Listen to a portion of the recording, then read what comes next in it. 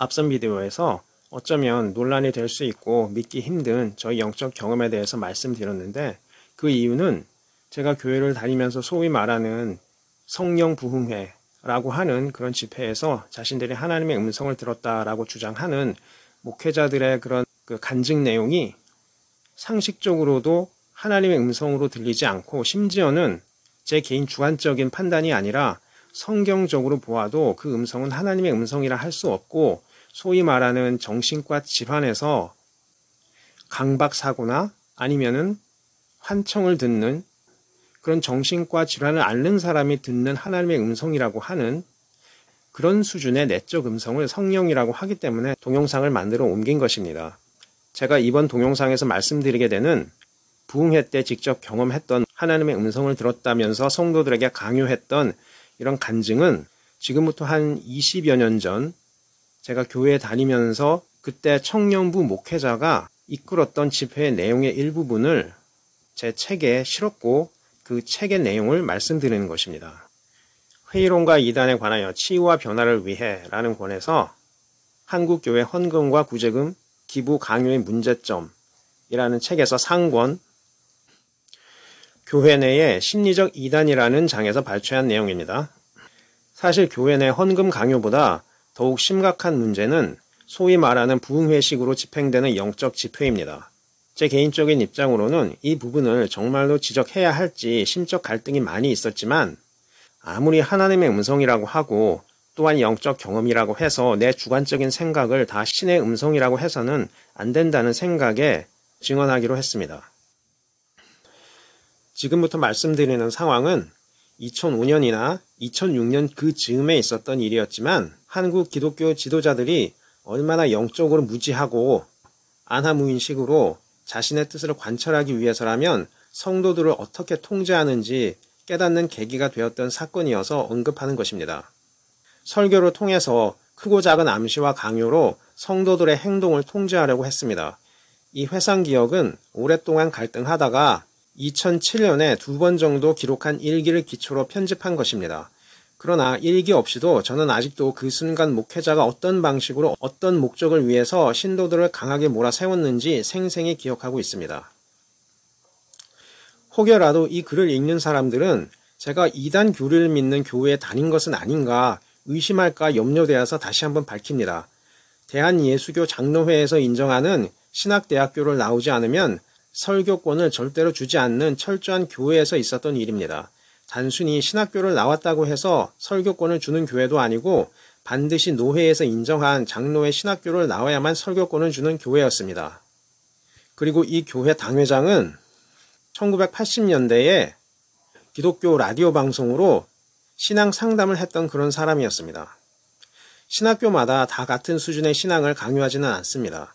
교단에서 인정하는 신앙을 고백하고 그 신앙을 가르칠 의사가 있는 신학생을 모집하는 신학교가 있고, 목회가 목적이 아니라 학문적 입장에서의 공부를 목적으로 자유롭게 자신의 의사대로 활동할 수 있는 자격을 주는 곳도 있습니다.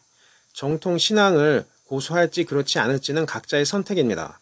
그리고 설사 교단에서 인정하는 신학교를 나왔다 하더라도 신앙을 지킬 것인지는 결국 자기 내면의 문제입니다. 실제로 대한예수교 장로회 신학교가 하나 있는 것도 아니고, 너도 나도 팻말을 그렇게 달아버리면 그 내부에서 정통 교리를 전하는지 거짓을 전하는지도 모르는 세태이니 안전한 교회를 찾으려는 것이 신도들의 마음이라 그렇게 철저한 교회를 찾았는데, 바로 그곳에서 일어난 어이없는 집회였습니다. 그리고 저 혼자 경험한 것이 아니라 청년회 주일날 예배 때 있었던 일이었습니다. 비록 장로회 신학대학을 나온 모든 졸업자들이 이러한 행태의 집회를 하는 것은 아닐 것이며, 교단을 언급하는 것이 자칫하면 동일한 신앙을 가르치는 대학의 신뢰도를 떨어뜨리는 일이 되리라 생각하는 이들도 있을 것입니다. 그러나 영적인 일에 책임을 지고 사회적으로 인정받는 대학까지 졸업하여서 그 역할을 수행한다고 했으면 그 책임 역시 커야 할 것입니다. 설사 모든 학생이 그러지 않았다 하더라도 영적인 권위와 사회적인 공신력을 함께 가지고 있는 대학이라면 소위 말하는 영적 집회라는 예배가 어떤 방향으로 진행되는지에 대해서는 객관적인 실사가 있어야 하고, 지금도 이러한 방향의 집회를 하는 이들이 많이 있다는 사실 또한 부정해서는 안 됩니다.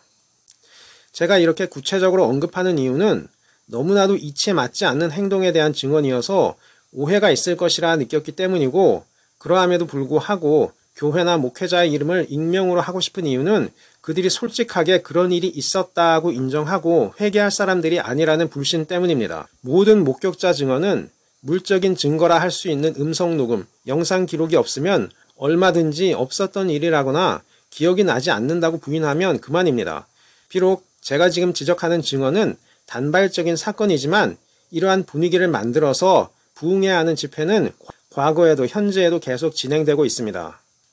복음을 전하면서 기독교 지도자들의 잘못을 동시에 비판하는 이유는 예레미야서에 분명히 하나님께서 하지도 않으셨던 말씀을 자기 생각대로 전하면서 하나님의 음성이라고 거짓 예언하는 이들에게 심판을 경고하셨기 때문입니다.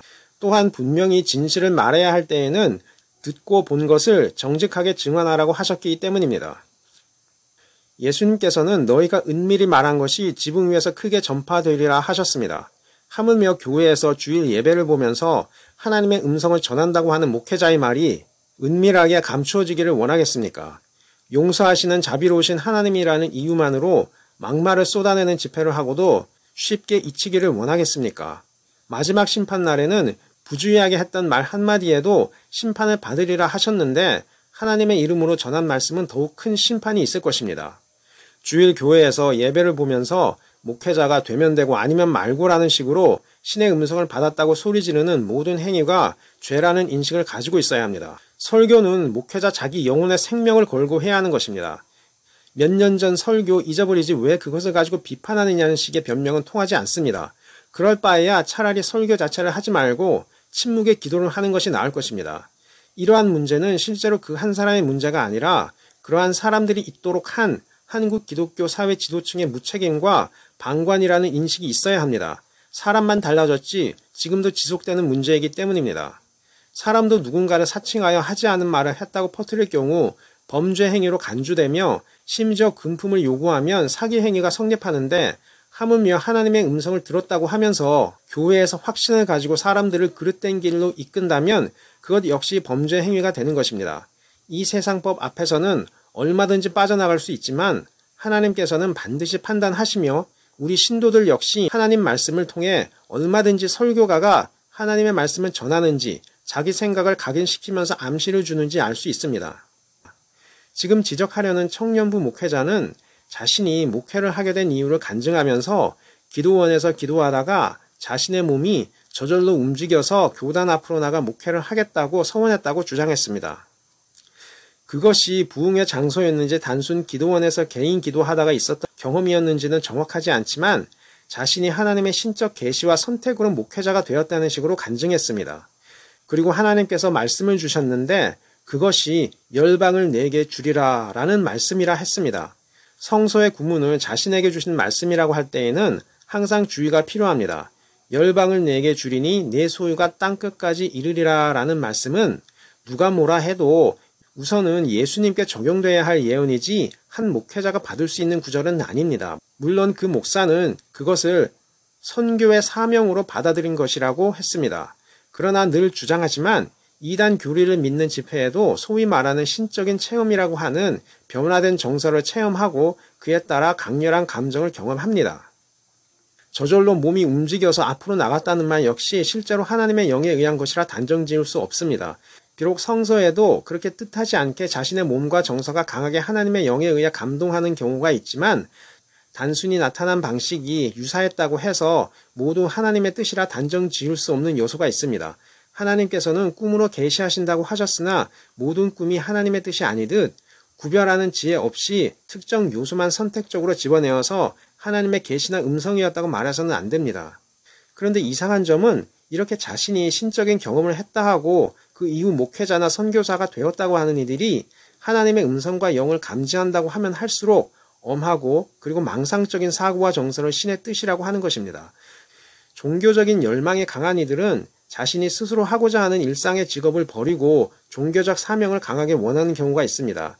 저는 그것이 하나님의 뜻이라기보다는 신학교를 졸업한 목회자 수를 늘리려고 자신들의 입지를 사회적으로 강화하려 했던 지난 세대 지도자들의 인간적인 노력에 의해 발생된 심리라고 여기게 되었습니다.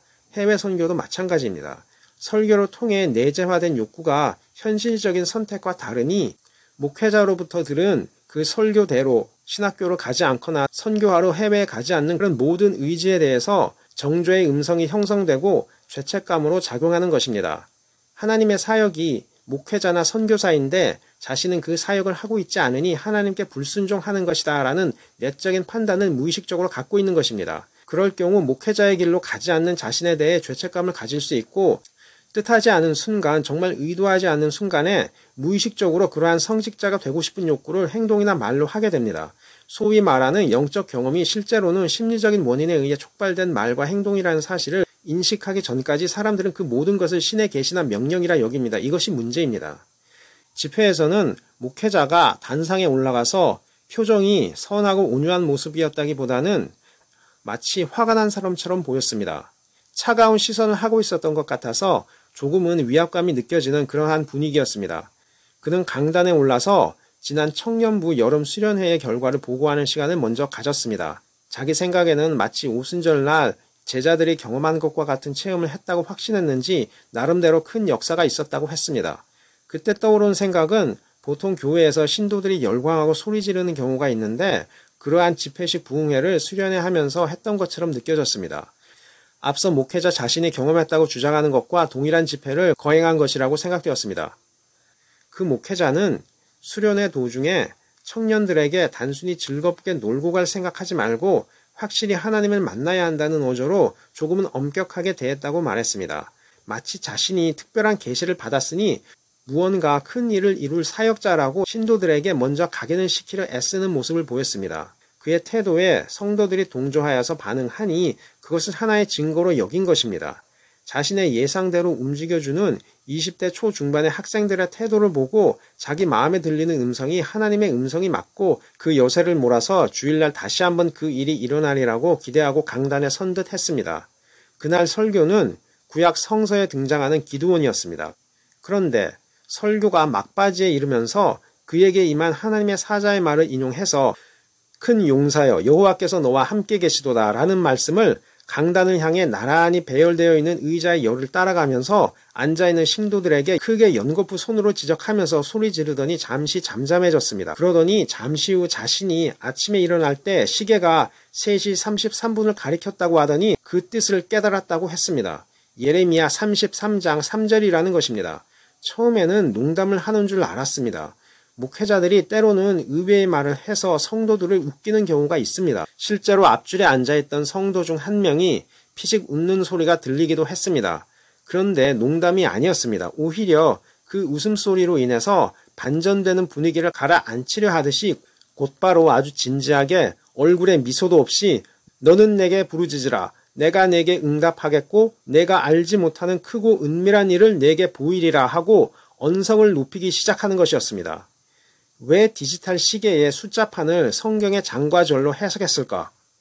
유일하게 추론할 수 있는 가능성은 그가 일어나면서 디지털 시계의 3시 33분을 우연히 보았고 성경을 펴자 정말 우연히 예레미야 33장 3절을 보았던 모양이었습니다. 그러니 목회자 입장에서는 3이라는 숫자가 그렇게 우연히 연달아 나열될 수 있는 확률이 적다고 여겨서 우연이 아니라는 확신이 들었던 것입니다. 게다가 3은 신의 숫자가 아닙니까? 그 문구 역시 자기가 신도들에게 강요할 새벽 기도에 나올 신도들을 독려하는 주제와 부합하니 하나님의 뜻이라고 확신한 것이었습니다. 그러지 않고서야 목회자가 디지털 시계의 숫자와 자신이 읽은 예레미야서의 장과 절을 연결시키면서 하나님의 뜻이라고 주장했겠습니까? 성경을 읽다 보면 모든 경우는 아닌데 하나님께서는 요셉을 통해 숫자가 갖는 유사성과 반복성을 통해 미래를 계시하는 꿈을 주신 적이 있습니다. 그의 형들과 아버지가 절을 하는 그리고 술 맡은 간원과 빵 맡은 관원의 꿈, 이집트 왕의 꿈, 그러다 보니 그것이 무조건 모두에게 항상 언제나 동일하게 적용되는 규칙이 아님에도 불구하고 일단 동일한 숫자가 연달아 자기 눈에 펼쳐지는 기현상을 우연히 아는 하나님의 계시로 여긴 것입니다. 1992년 휴고소동이 났을 때 사람들이 어떻게 주장했는지 안다면 어떻게 정통교단 신학교를 졸업한 목회자가 이렇게 허무맹랑한 집회를 할 수 있겠습니까? 이러한 집회는 한 번도 경험한 적이 없어서 정말 기이하기까지 했습니다. 부흥 집회가 아니라 마치 목회자의 무의식적 상상의 세계를 자유연상을 통해 듣는 수준이었습니다. 서울 시내 중심부에 위치한 교회에서 이러한 낮예배 집회를 한다니 믿을 수가 있겠습니까? 아니나 다를까 갑자기 더욱 언성이 높아지더니 새벽 기도회에 나올 용사, 기도회 300용사는 일어서라는 것입니다. 이때 문제가 생겼습니다. 몇 명 일어나지 않은 모양이었습니다. 자기 생각에는 기도원이 전쟁을 위해 모집했을 때 구름대처럼 몰려들듯이 신도들이 여기저기 일어나리라고 생각했던 모양이었습니다. 그런데 얼마 일어나지 않으니 당황하기 시작한 것입니다. 저는 눈을 감고 머리를 숙이고 있어서 자세한 상황을 보지는 못했지만 목회자가 자기 뜻대로 일어나지 않는 신도들 때문에 당황해하는 목소리를 들을 수 있었습니다. 목회자는 몇 번 더 소리 지르더니 성령님이 더 있다고 말씀하시는 것입니다. 참여할 의사가 없으니 일어나지 않은 것인데 어떻게 하나님이 더 있다고 말씀하셨겠습니까? 그래도 안 일어나니 예수님께서 십자가에서 돌아가신 것 생각하면 우리가 하는 이러한 서원은 아무것도 아니다라는 말로 다시 독려하기 시작했습니다.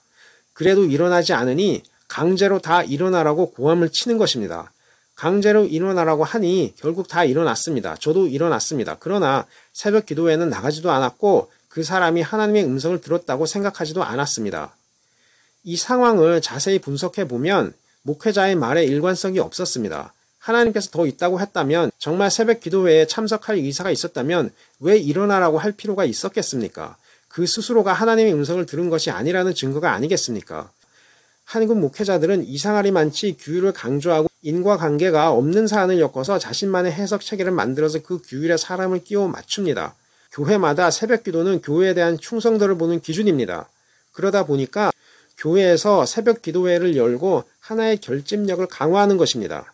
신앙의 정도를 목회자들은 자기 눈으로 확인하고 싶은 것입니다. 굳이 하나님의 일을 위해서 신도들이 모두 자기 밑에 모여서 하라는 대로 해야 한다는 규정은 없습니다. 그러나 복음주의나 오순절파라고 지칭하는 계열의 예배를 주도하는 목사들은 마치 자신이 당회장이거나 부목사인 교회에 남다른 충성을 해야 한다는 암묵적인 강요를 합니다. 신앙을 가진 것만으로는 충분하지 않다. 교회에 충성해야 한다라는 규율을 강요합니다. 예수 그리스도를 믿고 은혜로 얻는 구원도 중요하지만 자기 교회에 사람 수를 채우는 것을 중요시하기 때문에 무리한 요구를 승낙하도록 독려하고 거절하면 곧바로 천국의 문마저도 닫아버릴 태세로 비아냥거리거나 조롱하거나 성경의 예화와 연결시켜서 배교자인 것처럼 몰아세웁니다. 당시는 아프가니스탄 사태가 나기 전이었고 세금, 헌금 문제로 교회가 공개적인 비판을 받기 몇 해 전이었습니다. 저는 그 집회를 끝으로 청년부 예배를 다시는 듣지 않았습니다. 우선은 대예배만 참석하는 것으로 결정했고 교회 내 거짓 성령 집회라 하여서 사람들을 그릇된 길로 이끄는 것을 비판해야 한다는 생각을 하게 되었습니다. 당시에는 아직 교회 비판이 사회적으로 본격화되기 이전이라 교회의 권위는 상당했습니다. 11조, 주일 예배 엄수, 이슬람 선교, 순교자의 희생 강조, 심지어 이렇게 새벽 기도까지 말입니다. 이러한 식의 집회는 제가 선교회에서 활동했을 때와 별반 다르지 않았습니다. 단순히 선교해야 한다는 의무가 아니라 그것을 넘어서 해외에서 순교하라는 정도의 요구가 있었습니다. 바울이 했던 그 희생을 하라는 식의 강요를 성서의 말씀 인용하여서 각인시키는데 죄책감을 갖지 않을 수 없을 정도였습니다. 이러한 식의 암시와 강요 그리고 자원하는 마음이라고 인정하라는 모든 설교 내용이 실제로는 복음서의 예수님의 의도와는 전혀 다릅니다. 심지어 그들이 따른다는 바울과도 달랐습니다. 현 시대에도 맞지 않습니다. 만약 이러한 형태의 행위를 어떤 방송사 개그 프로에서 방영했다면 아마 전국 기독교 성도들이 들고 일어나서 기독교를 폄훼했다고 게시판에 비판의 글이 쇄도했을 것입니다. 그 정도의 어이없는 일이 실제 교회에서 대예배에서 일어난 것이었습니다. 정말 어이가 없었고 저는 그 목회자의 정신 상태가 의심스러웠습니다. 요즘은 신학교에서 목회 상담이라고 하여서 다양한 심리학자들의 이론을 배우기도 할 텐데 어떻게 저런 사람이 목회자가 될 수 있는지 의아했습니다. 제가 이 광란의 예배를 기억하는 이유는 그동안 성령 집회라고 하면서 들었던 그 어떤 집회보다 목회자 내면의 사고 과정이 가장 기이했고 현실을 벗어나 있었고 정죄와 자학, 강박적인 사고로 가득 찬 그런 사람의 망상 같았기 때문입니다. 문제는 이들이 비록 이단 교리를 믿는 것은 아니지만 이단과 다를 바 없는 심리적 현상들을 하나님의 영이라고 주장하기 시작하는 것입니다. 하나님께서는 예레미야를 통해서 분명히 하나님의 음성을 들었다고 하면서 자기들 생각이나 마음에서 나온 말을 전하는 자를 심판하시겠다고 했습니다. 에스겔도 마찬가지였습니다. 그리고 하나님의 말씀은 분명히 예언을 통해 이루어지고 설사 예언이 없다 하더라도 내적인 의도를 비판하는 공유의 관점은 변하지 않습니다. 예수님께서도 아무리 부주의하게 한 말도 모두 심판받으리라고 하셨고, 사도 바울도 요한도 모든 영을 믿지 말고 영을 분별하라고 했습니다. 그러한 분별력 없이 신의 계시라면서 이러한 방식으로 거짓 집회를 한다는 것은 기독교 신앙에도 위배가 될 뿐 아니라 단순히 교리를 믿는다고 시간이 오래 지났다고 잊을 수 있는 일이 아닙니다. 영적 지도자라고 자처하면서 정작 영적인 분별력이 없다면 당장 그 자리에서 내려오도록 해야 합니다. 영적인 분별력은 하나님만 구별할 수 있는 특수한 능력이 아닙니다. 신앙인이 아니라 비신앙인이 보더라도 올바른 기준으로 판단할 수 있는 기준입니다. 예언이든지 지적인 이해력이든지 누가 보더라도 객관성으로 입증되지 않는다면 믿지 말아야 합니다. 이미 그 사건 나기 10여 년 전 휴고 소동이 있었음에도 불구하고 이러한 집회가 신뢰를 받는 시인의 대형 교회에서 일어나고 있다는 사실이 우려가 되었습니다. 1992년 있었던 휴고 소동과 관련된 문제가 왜 발생했겠습니까? 너무 오래된 기억이라 정확하지 않을 수 있으나 당시 휴고가 다가왔다고 소란을 피울 때 한 방송사 시사 고발 프로그램에서 기도 중에 정확히 날짜가 떠올랐다는 주장을 한 사람이 있었습니다. 자기 머릿속에 떠오르는 이미지를 볼 때 그것을 모두 신의 계시로 여겨서 내면화하고 가르치고 그것을 맹목적으로 따르면 결국 신앙도 왜곡되게 되어 있습니다. 비록 휴고 소동과 관련된 사건은 과거의 기억이 되었을지 모르지만 그러한 영적인 위기가 반복될 가능성은 그 사건이 지난 이후 현재까지 잠복된 상태로 교회 내에 남아있다는 것이 문제입니다. 심지어는 정통 교단의 내부에도 말입니다. 제가 회의론과 이단에 관하여라는 책에서 심리적인 이단이라고 명명한 것은 교리와는 관계없이 누구나 있는 인간 내면의 악의 심리, 타자를 노예화해서 자신이 원하는 욕구, 그것이 돈에 대한 욕구면 돈, 권력에 대한 욕구면 권력, 그리고 성에 대한 욕구면 성에 대한 욕구, 그 모든 것들을 누리면서 자신을 신격화하는 그런 악한 교주의 심리를 말하는 것입니다. 그런 죄악의 심리를 먼저 회개하고 돌이켜야 하는 것이 기독교이기 때문에 제가 이런 비판을 하는 것입니다. 저는 예레미야, 에스겔, 이사야, 예수님, 사도 바울 그 모든 말씀을 다 분석해보고 내적으로 동일한 공의의 관점을 가지고 있었기 때문에 모두를 믿은 것이고, 그 중에서 예수님과 관련해서는 주변 사람들의 심리적인 변화까지 다 포함하는 그런 목격자 증언이기 때문에 다른 신화와 달리 예수님의 부활을 역사적 사실로 믿는 것입니다. 단지 교리 요약본을 외워서 믿은 것이 아니라 사복음서를 진지하게 읽고 나서 분석하고 그렇게 믿은 것입니다. 그렇다면은 우리가 예수님을 전할 때나 영적인 경험에 대해서 말할 때는 비록 그 음성의 진위와 관련된 부분에 있어서는 믿음이 필요하지만 그 음성이 나에게 어떤 삶의 변화를 주었고 그리고 내가 선택하는 그 모든 삶에서 그 음성이 공의의 관점으로 사람을 바라보고 나 스스로의 죄를 깊이 있게 회개하는가, 그런 내면의 자기 성찰이 중요한 것입니다. 그것 없이 단지 하나님의 음성이 들렸다, 너한테 새벽 기도를 하라 하신다, 돈을 내라 하신다, 이런 식으로 단답형으로 막무가내로 돈을 달라고 요구하거나 특정 종교 행사를 해야 된다고 말을 한다면 그건 하나님의 음성이라고 할 수 없는 것입니다. 예레미야, 에스겔, 이사야, 예수님, 하나님의 음성은 종교 지도자들의 위선과 거짓, 그리고 돈에 대한 욕심, 성적 부도덕, 이런 것을 지적하면서 회개하라고 촉구하고 비판하는 그런 음성이었습니다. 그런데 그러한 죄가 지금 기독교계에서 그리고 이단 교주들에 의해서 저질러지고 있는데 거기에 대한 비판은 하지 않고 설사 비판을 한다 해도 방송사에 나올 때만 누구나 할 수 있는 그 정도의 윤리 도덕에 대한 비판만 하지 본인들의 죄에 대해서는 입을 꼭 다물고 하나님의 뜻이라고 덮어버리고 있습니다. 이런 방식의 이중적인 잣대는 이 땅에 공의를 세우지도 못하고 기독교 교리에 대한 확신도 세우지 못하고 오히려 위선자라는 비판만 받게 되어 있습니다. 정말로 하나님의 음성을 들었다면 단지 음성만 들은 것이 아니라 그 사람이 사회의 어떤 면을 비판하고 그 어떤 면을 회개해야 되는지 그 책임을 져야 하는 것입니다. 그 책임은 지지 않고 성도들에게 짐을 떠넘기는 그런 요구만 강요하면서 그것이 하나님의 음성이었다라고 말하는 것은 신뢰할 수 없는 것입니다. 이 목회자의 집회가 있는 그 순간에 제 마음에 강하게 이건 하나님의 음성이 아니다라는 그런 깨달음이 왔었고, 그걸 숨기려고 했지만 그날 저녁에 저를 위로하셨던 그 영이 저에게 가까이 오는 것을 제가 느꼈고, 그날 저녁에 제가 기도하면서 오늘 설교했던 그 사람은 하나님의 음성을 전한 것이 아니라 자기 내면의 생각을 그대로 말한 것일 뿐입니다. 라는 그런 고백을 했습니다. 그 영은 제가 마치 그날 있었던 설교에 대해서 어떻게 생각하는지 묻는 것 같았고, 저는 그걸 감추려고 했지만 하나님의 음성이 아닌 것을 하나님의 음성이라고 하고 성도들에게 강요하는 그런 목회자들을 비판하는 사역을 해야 된다는 것을 깨달았습니다. 만약에 제가 하나님의 음성을 듣지 않았다면 저에게는 죄가 없을지 모릅니다. 하지만 저는 하나님의 음성을 들었고 구별했기 때문에 단지 사람들이 저를 믿지 않을 것 같아서 두려워서 이 문제에 대해서 입을 닫고 있다면 그것은 저 스스로에게 죄가 되는 것이기 때문에 이 비판을 하는 것입니다. 여러분도 어떤 영이 정말 하나님의 영인지 아닌지를 스스로 구별하셔서 올바른 선택을 하시기를 바랍니다. 감사합니다.